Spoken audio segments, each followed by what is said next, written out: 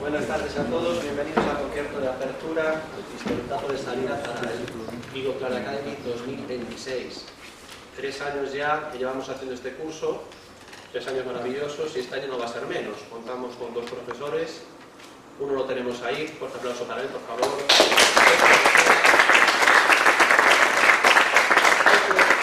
Como pasa con estas empresas de reparto tipo Amazon, viene de camino, figura que va a venir mañana, y se llama Emilio Spasandín, que también lo tenemos aquí con nosotros. Y qué mejor forma de empezar pues, este curso que con un concierto. Hoy tenemos la suerte de contar con 2 grupos. El primero de los grupos lo voy a presentar ya, se llama Dueto Cámara.